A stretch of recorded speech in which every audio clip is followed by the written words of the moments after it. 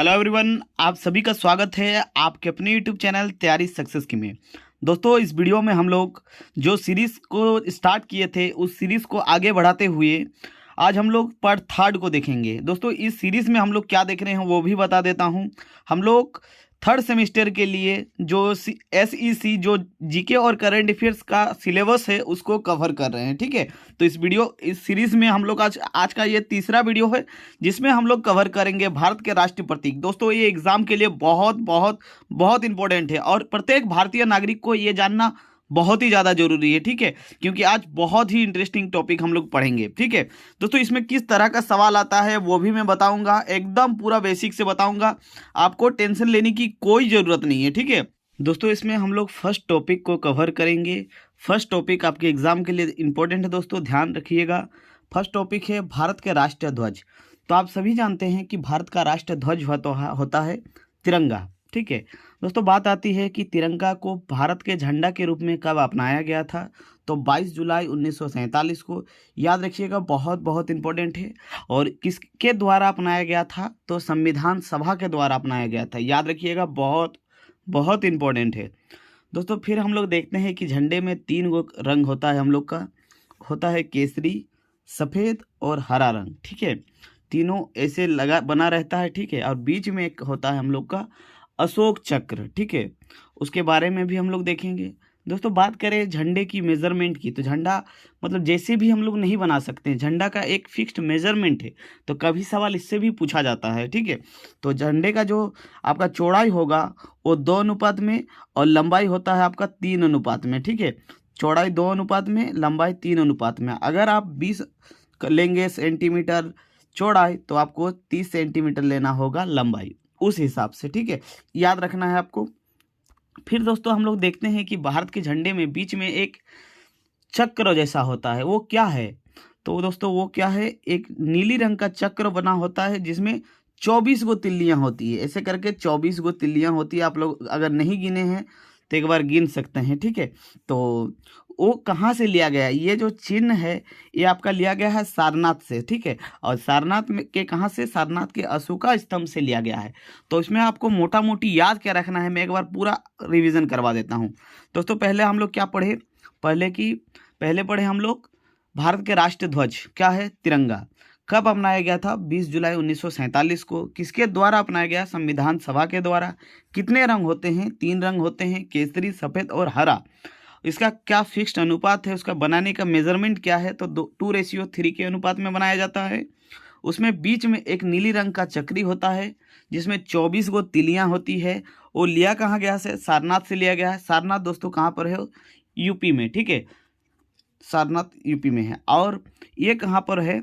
अशोका स्तंभ से लिया गया है। तो दोस्तों, आपको जो पहला टॉपिक है वो क्लियर हो गया होगा। ठीक है, यहाँ पर आप लोग देख सकते हैं, ये PDF में टेलीग्राम में शेयर कर दूंगा।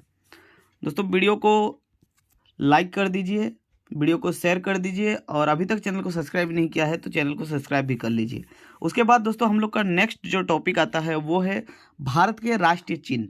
तो भारत के राष्ट्रीय चिन्ह क्या होता है? वो होता है अशोका स्तंभ। ठीक है, आप लोग देखे होंगे। ठीक है, तो पहले बात आती है कि अशोका स्तंभ क्या है दोस्तों। ठीक है, ध्यान दीजिएगा, अशोका स्तंभ भारत का राष्ट्रीय चिन्ह है। ये मौर्य सम्राट अशोक के सारनाथ से बनाया गया चिन्ह के समान है। ठीक है, मतलब क्या है? जो हम लोग अशोका स्तंभ जो हम लोग का नेशनल सिंबल है वो कहाँ से लिए हैं? तो वो भी सारनाथ से लिए हैं। ठीक है, सारनाथ कहाँ है? सारनाथ है उत्तर प्रदेश में, और ये भी अशोका स्तंभ से लिया गया है, यानी जो अशोक ने बनाया था उसके स्तंभ से लिया गया है। ठीक है, फिर ये इसको कब हम लोग मान्यता दिए?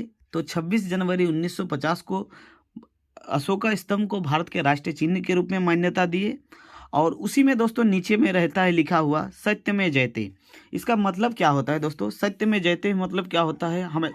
मतलब हमेशा सच्चाई की जीत होती है। ठीक है, सत्य में जयते का मतलब होता है हमेशा सच्चाई की जीत होती है। और इसका वर्णन हम लोग को देखने को मिलता है मुंडक उपनिषद में, है ना। मुंडक उपनिषद में देखने को मिलता है। ये भी हम लोग का एक ग्रंथ है। ठीक है, आगे दोस्तों हम लोग चलते हैं। आगे हम लोग देखते हैं कि इसमें हम लोग को क्या क्या ऐसे चीज़ है जो देखने को मिलता है। ठीक दोस्तों, आप लोग सभी जानते हैं कि वो जो अशोक का स्तंभ है उसमें 4 शेर होता है, 4 अलग अलग डायरेक्शन में होता है। दोस्तों नेक्स्ट हम लोग का टॉपिक है भारत के राष्ट्रीय गान। आप सभी जानते हैं कि भारत का राष्ट्रीय गान क्या होता है, जन गण मन। ठीक है, तो दोस्तों यहाँ से बहुत सारे सवाल कॉम्पिटिटिव में भी बनता है और आपके एग्ज़ाम में भी पूछा जाता है। पहला सवाल आता है कि जो जन गण मन अति यानी जो हम लोग का राष्ट्रगान है वो कब उसको परमिशन दिया गया कि वो हम लोग का राष्ट्रगान बनेगा। तो हो जाएगा दोस्तों 24 जनवरी 1950। बहुत बहुत इंपॉर्टेंट है, याद रखिएगा। और ये हम लोग का राष्ट्रगान है किसके द्वारा लिखी गई है, तो ये रविंद्रनाथ टैगोर के द्वारा लिखा गया है। और दोस्तों इसको पहली बार रिप्रेजेंट यानी सबसे पहले ये कहाँ गाया गया था, तो 27 सितंबर 1911 में जब कांग्रेस का अधिवेशन हुआ था, कलकत्ता अधिवेशन। ठीक है, याद रखिएगा, बहुत बहुत इंपॉर्टेंट है। दोस्तों फिर बात आती है कि राष्ट्रगान को गाने में कितना समय लगता है, तो 52 सेकंड का समय लगता है। याद रखिएगा, ये आपके एग्ज़ाम में पूछा गया है, तब इम्पोर्टेंट है। फिर दोस्तों हम लोग देखते हैं कि राष्ट्रगान जो होता है 52 सेकंड का होता है, लेकिन उससे पहले भी एक छोटा सा क्लिप होता है, धुन होता है, उसको गाने के लिए हम लोग को एक्स्ट्रा 20 सेकंड का समय लगता है। लेकिन ये एग्ज़ाम के लिए इम्पोर्टेंट नहीं है। हम लोग का जो एग्ज़ाम में पूछा जाता है राष्ट्रगान को गाने में कितना समय लगता है, वो 52 सेकंड लगता है। फिर से मैं एक बार पूरा रिवीजन करवा देता हूँ। हम लोग का राष्ट्रगान क्या है, जन गण मन। कब अपनाया गया संविधान सभा के द्वारा, तो 24 जनवरी 1950 को। किसने लिखा है, रविंद्रनाथ टैगोर ने लिखा है। पहले कब गाया गया था, तो 27 दिसंबर आपका 1911 में गाया गया था, कोलकाता अधिवेशन में कांग्रेस के। आगे हम लोग चलते हैं दोस्तों, आगे हम लोग देखेंगे ये आपका राष्ट्र सॉन्ग गाना है, आप लोग देख सकते हैं। उसके बाद हम लोग देखेंगे भारत के राष्ट्रीय पुरस्कार। ठीक है, बहुत बहुत इंपॉर्टेंट है, ध्यान दीजिएगा। दोस्तों भारत के सर्वोच्च पुरस्कार क्या होता है, वो होता है भारत रत्न। ठीक है, बहुत बहुत इंपॉर्टेंट है। ये भारत के सर्वोच्च राष्ट्र पुरस्कार है, इससे बड़ा पुरस्कार भारत में नहीं होता है। ये उन व्यक्तियों को दिया जाता है जो कला, विज्ञान, कला, साहित्य, खेल और सार्वजनिक सेवा के क्षेत्र में सम्मिलित होते हैं। यानी अगर किसी को मिला है तो ये इन फील्ड में रहा होगा। ठीक है, बहुत बहुत इंपॉर्टेंट है। दोस्तों इसकी शुरुआत कहाँ से हुआ, कब से स्टार्टिंग हुआ है ये राष्ट्रीय पुरस्कार का, तो जो 2 जनवरी आपका 1954 से स्टार्ट हुआ है। ठीक है, बहुत बहुत इंपॉर्टेंट है, ध्यान रखिएगा। दोस्तों बात करें अगर भारत के राष्ट्रीय पुरस्कार की, तो अगर आपसे एग्ज़ाम में पूछे कि सबसे पहले जो हम लोग का भारत रत्न है वो किसको मिला था, तो याद रखिएगा डॉक्टर सर्वपल्ली राधाकृष्णन, जिनके याद में हम लोग टीचर्स डे मनाते हैं। ठीक है, आपको कमेंट में बताना है कि टीचर्स डे किस तारीख को मनाया जाता है। ठीक है, तो किनको किनको मिला था, जो सीवी सॉरी दोस्तों, पहले मिला था डॉक्टर सर्वपल्ली राधाकृष्णन को, और एक ठो मिला था सी गोपालाचारी। ठीक है, याद रखिएगा, सी गोपालाचारी, इन दोनों को मिला था पहला भारत रत्न। ठीक है दोस्तों, किनके द्वारा दिया गया था, तो डॉक्टर राजेंद्र प्रसाद के द्वारा दिया गया था। आगे हम लोग देखते हैं, आगे अभी देखेंगे दोस्तों हम लोग को भारत के राष्ट्रगीत। पहले राष्ट्रगान देखिए, राष्ट्रगान क्या था, जन गण मन यदि। अब देखेंगे वंदे मातरम, जो हम लोग का राष्ट्रगीत है। यानी नेशनल एंथम, नेशनल सॉन्ग अलग अलग होता है। नेशनल एंथम हम लोग का राष्ट्रगान यानी जन गण मन था। अभी नेशनल सॉन्ग देखेंगे, सॉन्ग होता है वंदे मातरम। दोस्तों वंदे मातरम को कब हम लोग ये किए थे, तो 1950 में हम लोग शामिल किए थे। और ये किसके द्वारा गाया गया था, तो दोस्तों बंकिम चंद्र चट्टोपाध्याय जी के द्वारा लिखा गया था। हिंदी में उसको कहते हैं बंकिम चंद्र चटर्जी। ठीक है, लेकिन बंगाली में होता है बंकिम चंद्र चट्टोपाध्याय। ठीक है, तो वो किस भाषा में लिखा था, बंगाली और संस्कृत भाषा में लिखा था 1882 में। ठीक है, वो अपने पुस्तक आनंद मठ में लिखा था। वो अपने पुस्तक आनंद मठ में ये एक मतलब सॉन्ग के जैसा लिखा था। उसी के पुस्तक से हम लोग लिए हैं भारत का राष्ट्रीय गीत। ठीक है दोस्तों, सवाल कैसे पूछेगा आपकी भारत का राष्ट्रीय गीत के रचयिता कौन है, तो हो जाएगा बंकिम चंद्र चटर्जी। ठीक है, उनके कौन से पुस्तक से लिया गया है, तो आनंद मठ से। कब उन्होंने लिखा था, तो 1882 में। उसके बाद आपसे एक और सवाल पूछा जा सकता है कि इसको सबसे पहले कहाँ गाया गया था, तो याद रखिएगा 1896 में जो कांग्रेस का अधिवेशन चल रहा था कोलकाता में, वहाँ पर गाया गया था। बहुत बहुत इम्पोर्टेंट है। दोनों के दोनों जो नेशनल एंथम भी और नेशनल सॉन्ग भी कलकत्ता अधिवेशन में ही गाया गया था। एक 1911 में, एक 1896 में। बहुत बहुत इम्पोर्टेंट है, याद रखिएगा। एक रविंद्रनाथ टैगोर ने गाया था, एक बंकिम चंद्र चटर्जी ने गाया था। ठीक है, पूरा रिवीजन करते हुए चलिएगा, आपको बाद में एक्स्ट्रा नहीं पढ़ना है। दोस्तों सेकंड हम लोग का जो उसके बाद प्रश्न बनेगा, तो भारत का राष्ट्रीय पशु क्या है, तो हो जाएगा बाघ। दोस्तों आप लोग सोचेंगे कि कैसे कैसे छोटे बच्चों जैसे सवाल पढ़ा रहे हैं। दोस्तों ये ऐसे ही सवाल एग्ज़ाम में आता है। ठीक है, आप लोगों का लेवल उतना हार्ड लेवल नहीं देगा कि हम उतना ज़्यादा डीपली आपको पढ़ाएंगे, उससे कोई बेनिफिट नहीं होता है। जैसे लेवल का एग्ज़ाम में आता है वैसे ही लेवल का मैं पढ़ा रहा हूँ। ठीक है, तो ये जो बाघ होता है एक स्पेशली होता है, जो रॉयल बंगाल टाइगर है उसको हम लोग का राष्ट्र पशु के रूप में मानते हैं। ये राष्ट्र पशु के रूप में हम लोग मानना स्टार्ट किए हैं 1973 से। ठीक है, बहुत बहुत इंपॉर्टेंट है, बहुत बहुत। ये दो ही सवाल यहाँ पर आता है, आप उससे ज़्यादा अगर पढ़ना चाहते हैं तो यहाँ से पढ़ सकते हैं। ठीक है, उसके बाद दोस्तों यहाँ पर एक सवाल आता है, भारत के राष्ट्रीय फूल क्या है, तो राष्ट्रीय फूल है कमल। याद रखिएगा, ये उसके वैज्ञानिक नाम है, आप लोग पढ़ लीजिएगा। दोस्तों ये कमल फूल को हम लोग इतना ज़्यादा महत्व क्यों देते हैं, दोस्तों इससे इसलिए महत्व देते हैं क्योंकि ये ज्ञान, समृद्धि, सम्मान और लंबी आयु का प्रतीक माना जाता है। ठीक है, आपको सिर्फ और सिर्फ इतना ही याद रखना है, भारत का राष्ट्रीय फूल क्या है, कमल। उससे ज़्यादा याद नहीं रखना है। उसके बाद क्या है, उसके बाद है राष्ट्रीय फल। तो राष्ट्रीय फल क्या होता है, तो भारत का राष्ट्रीय फल है आम। ठीक है, याद रखना है। एक बार वैज्ञानिक के नाम भी आप लोग देख लीजिए, बहुत इंपॉर्टेंट है, याद रखिएगा। बस इतना ही याद रखना है। दोस्तों नेक्स्ट हम लोग का सवाल पूछा जा सकता है, तो भारत का राष्ट्रीय पक्षी क्या है, तो वो है मोर।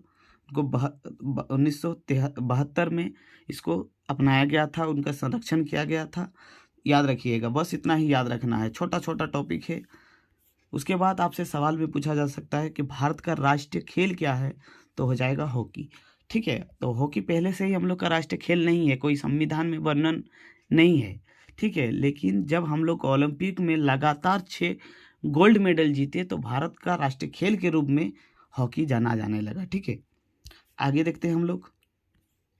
दोस्तों हम लोग से नेक्स्ट सवाल पूछ सकता है कि भारत का राष्ट्रीय जलीय जीव क्या है, तो जलीय जीव हो जाएगा डॉल्फिन।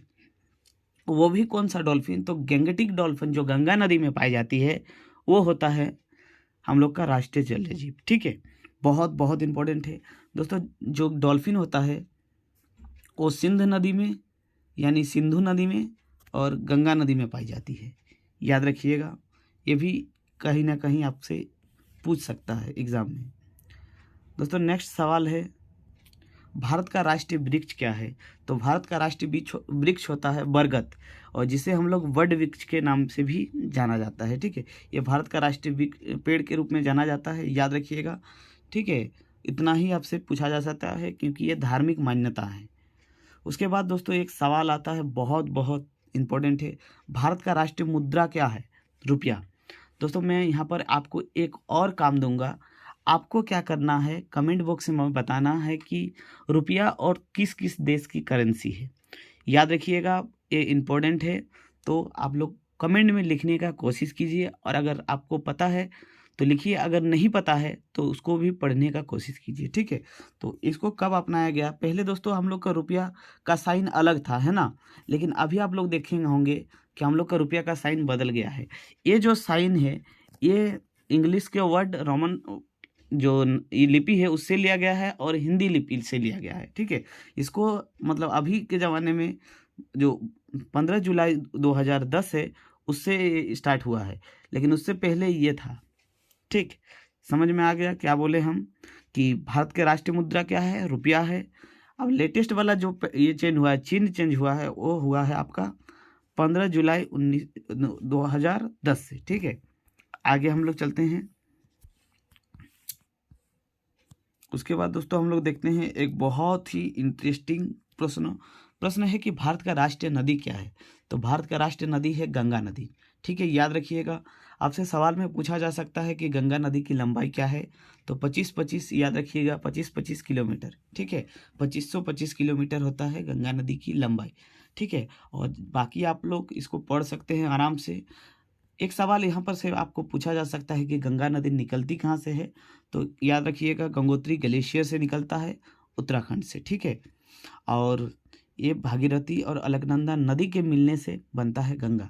उससे पहले ये भागीरथी और अलकनंदा अलग अलग मतलब जलधाराएं होती हैं, जब दोनों नदी एक साथ मिलती है तो उसका नाम होता है गंगा। दोस्तों अभी हम लोग देखेंगे भारत के राष्ट्रपिता। तो भारत के राष्ट्रपिता कौन है? महात्मा गांधी। उससे सवाल क्या पूछेगा, भारत के मतलब जो महात्मा गांधी को सबसे पहले राष्ट्रपिता किसने कहा था? तो याद रखिएगा सुभाष चंद्र बोस ने। कब कहा था?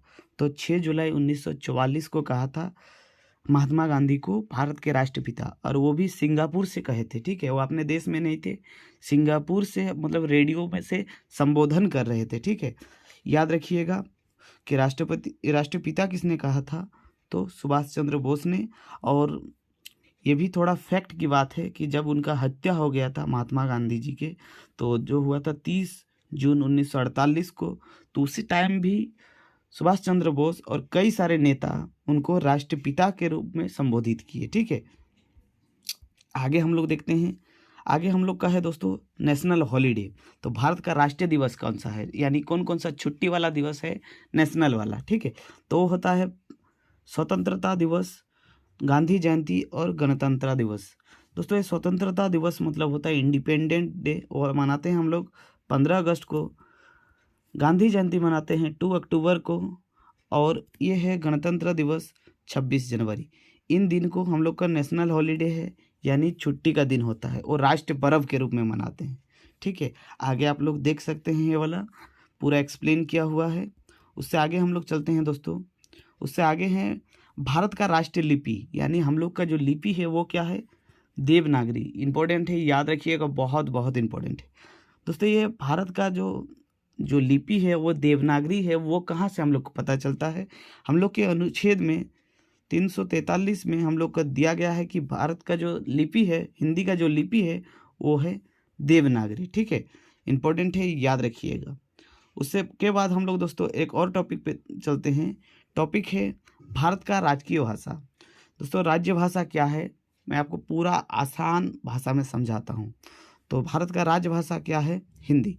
भारत का कोई राष्ट्रीय भाषा नहीं है, राष्ट्रीय यानी नेशनल लेवल पर कोई भाषा नहीं है।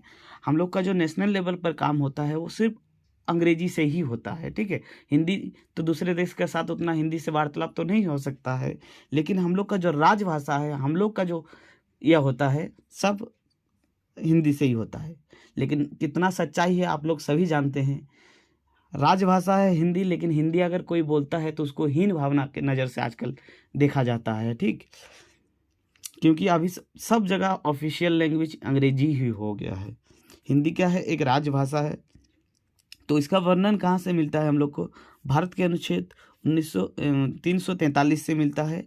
दोस्तों यहाँ से और एक सवाल पूछ सकता है कि भारत में अभी कितने राष्ट्रभाषाएं हैं, ठीक है। भारत के कितने राष्ट्रभाषाएं हैं जिनका उल्लेख संविधान में है? तो 22 भाषाओं का उल्लेख संविधान में है। इतना आपको याद रखना है। इतना ही अगर आप फैक्ट याद रखते हैं तो इस टॉपिक से एक भी सवाल आपको बाहर नहीं देखने को मिलेगा। दोस्तों वीडियो को एंड करने से पहले मैं आपको बता देना चाहता हूँ, आप अगर पहला वीडियो नहीं देखे हैं तो देख सकते हैं। पहला वीडियो में हम लोग क्या कवर किए?